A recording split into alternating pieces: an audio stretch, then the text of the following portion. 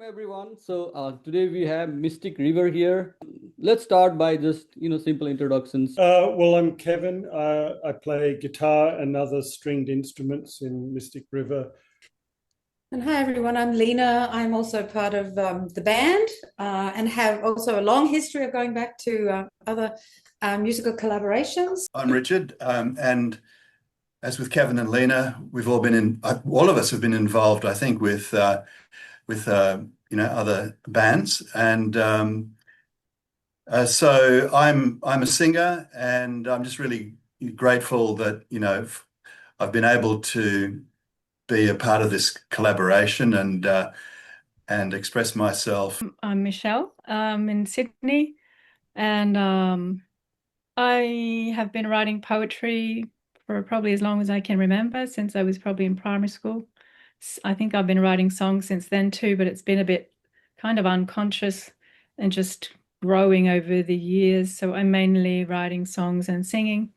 Hi, I'm a violinist, classically trained, and I've known everyone in this band for many years and have played sort of in sort of previous different groups with them. I'm Jessica.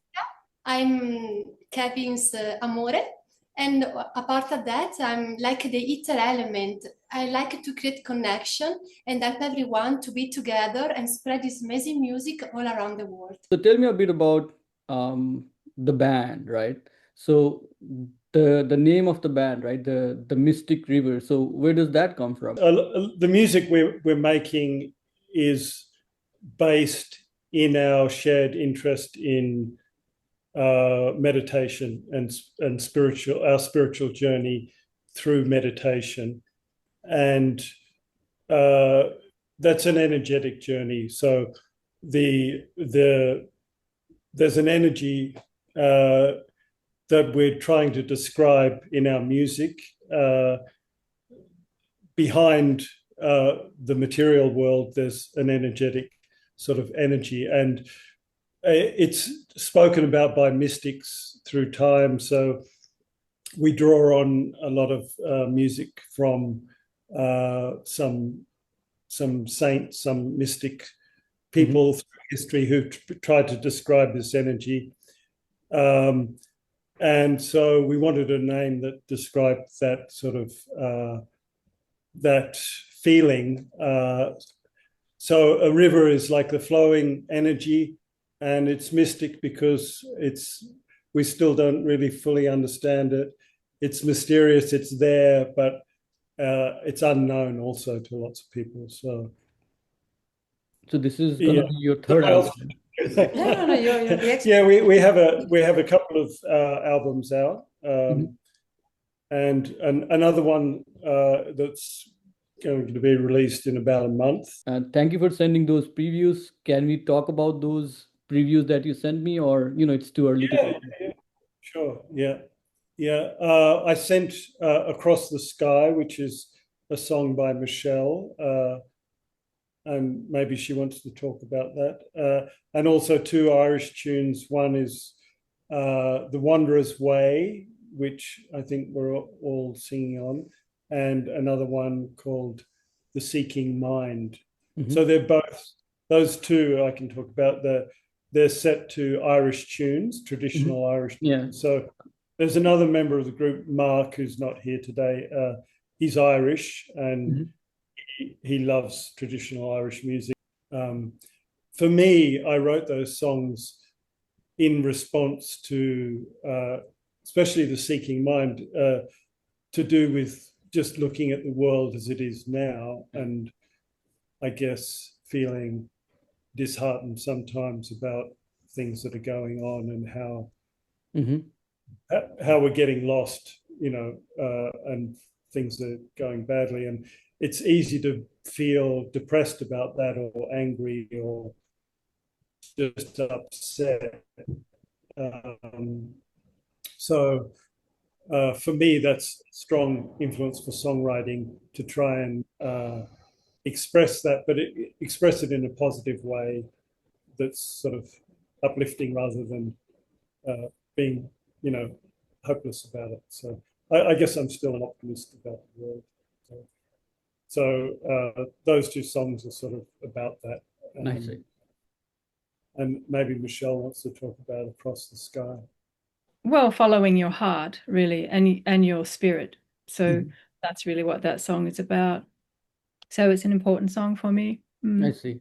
Is that the one where it talks about the shooting star, or is the other one? Yes. Okay. Yeah, when I heard that song, I had goosebumps. So Oh, nice. it was quite amazing. So yeah, I mean, spoilers, right? So, what do you think is the aim of a song, right? What should a song do, right?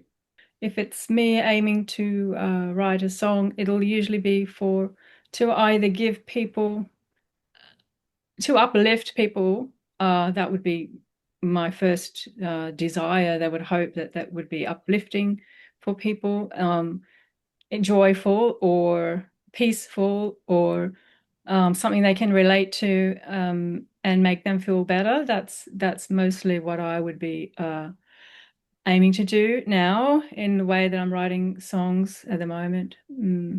It's like, first of all, it's a really key question, isn't it? Like, why do we even do this? You know, why are we even here?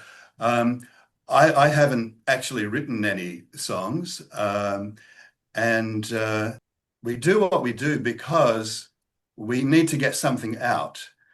You know, we need to express ourselves, and so then if we can share that with others, if other people resonate, you know, first of all, other people in the band, and then eventually an audience, whether that's a live audience or an audience that's listening to a recording, it's really like a basic human instinct.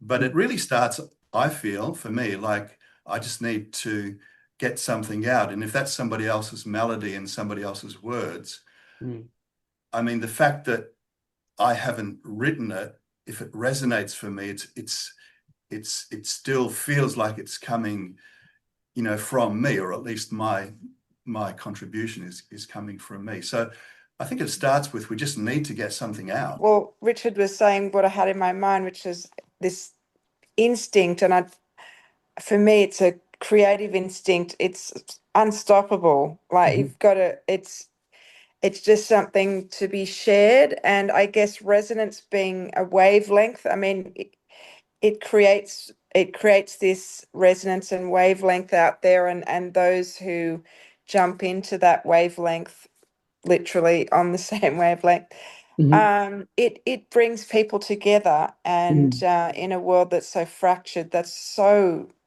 rare and precious and important. And even if we don't know each other personally, or Right. you know, we could be thousands of miles away, we can share in that captured moment in the song or whatever, in the music. And it literally can transform our consciousness, our lives.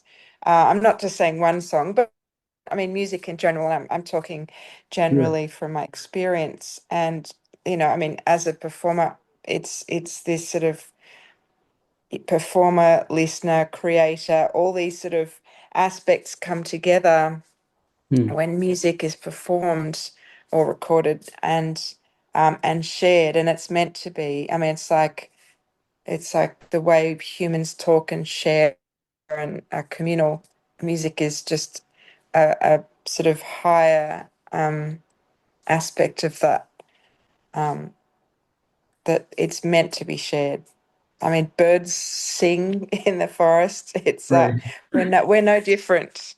I was just going to quickly say that, as Kevin alluded in the beginning, like the mystical, the spiritual side of what we do is very, very important. And you know, it has to be said that we would all agree that in essence, you know, we are all the spirit.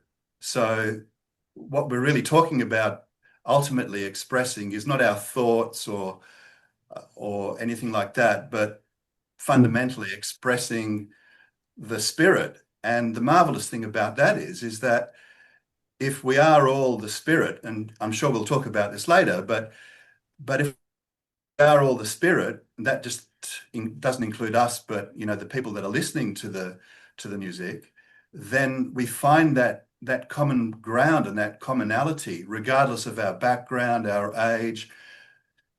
Ideally, I think also regardless of our musical inclinations, Mm-hmm. because when we touch that innate spirit within all of us, then we become one. You know, it's that thing that every performer aspires to, is that point where the performer and their audience become one. So that's what we're all constantly aiming for. What would be an ideal song for the band? I'd love to get us doing some Kabir poetry. That's sort of a dream, and I need to have the time and headspace to do something. I want to jump in the composition ring. I think this group of, this motley crew that we have is well suited to his poetry. He's very much sort of barrier breaking, and yeah, he has that sort of he made such efforts to sort of show people it through his poetry that, our life force and our life essence is far, far greater than any sort of silly human-made barriers that we put up. He was very non-conformist. I'm not going to kowtow to ideologies. I'm going to be true to myself. That's very much the message. And being my own master, being not swayed by trends. And I think that is a really powerful message for today. So what is the future of the band? So the future of the band is bright. As long as everyone has enthusiasm, and there's just so much creativity there. Actually, the more we do it, the more people seem inspired, and there's just so much material now. So and more people to include. So this year I was in Europe, and I got together with some musicians I know there, and we wrote some songs. So we're going to include them in the next album. So there'll be some new voices, some new instruments, and some new flavors. So when you create a song, right, or any art form, right? So I mean, let's get down only to a song, right? So when you create a song, right, do you create it for yourself or for the viewers, or what's your thought process there, right? If I'm writing a song, then I'm definitely not thinking about what somebody wants to hear. That's definitely not what I'm going to do. I mean, you've got to be honest, first of all, with what you're saying. Otherwise, it doesn't do anything. It doesn't carry any weight for anyone. So, there's no point in singing or writing for in terms of what you think someone wants you to say. Often, if I'm writing something, it will be because maybe something's bothering me. I don't even know what it is. So I'm working that out. And sometimes I'll redraft it and make it more accessible to other people. I might, often I might write in first person. I might change it to second person so it's more relatable to other people. Right. Ultimately, I'll be hoping that whatever I'm doing will be relatable to people. So I mean, we all experience similar things, So I mean, like Richard said, if you are singing a song that kind of means something to you, even if you haven't written it, then I guess that's hopefully a goal that I would have, that people can relate or get something from it ultimately. Were there any singer songwriters that you grew up looking up to? Many, and even though my own professional background is Western classical, I've been hugely inspired by artists like Nusrat Fateh Ali Khan, who I had the privilege of hearing in concert. And I have to say, even now at my age, I think he was up there in the top small handful of the most amazing artists I've ever heard live. When it comes to writing songs, it's about some emotional catharsis, something that moves you, something exactly. straight about. And there are just so many different genres of music in the world, and there is not like the one song that's going to make everybody feel exactly the same way. We all have our own personal relationship with music, and we are moved by different types of music. It's quite well known that, you know, we all respond differently to music based on our background. And I would say, you know, I totally concur with that feeling about Nusrat Fateh Ali Khan, with the poetry in his the Urdu language. The meaning of these words are incredible, and I think any sort of seeking, any sort of soul searching and seeking that goes on in music, I'm always drawn to. That goes for people like Bob Marley, for example, was someone as an adolescent I really loved, because he talked about life being worth more than gold, about getting away from isms and schisms. And his album Exodus was all about, you know, reflecting on slavery and colonialism. And there are so many messages in his music then that is still so resonant, in fact, even more resonant today in terms of his lyrics. Some might not agree with his you know, lifestyle and that kind of thing, but he was such a seeker of the truth, I think. So anything that you'd like to say about, you know, your music and your album, anything that I have missed asking, right, that you'd want the viewers to know? It's got a working title, though I'm pretty fixed on it myself. We will have a more of a feedback, but it's at the moment the title is Turn the Tide, which I guess for me is a feeling that there's a lot going wrong in the world at the moment. There's a lot to be depressed about if you look at all the negative things, but there's a lot of positive things as well, and a lot of small acts of kindness, just being conscious about how we do things, and that there's this energy inside of us, a desire for beauty, for transformation, for that human beings can be, you know, beautiful and incredible, and that we shouldn't be weighed down by all the things going wrong. So that idea, originally I was thinking the tide is turning, that there is a movement, as well as a destructive movement, there's an uplifting movement going on. So, and thank you so much again, and best of luck for your album. Well, thank you. Thank you. It's been great. Yeah.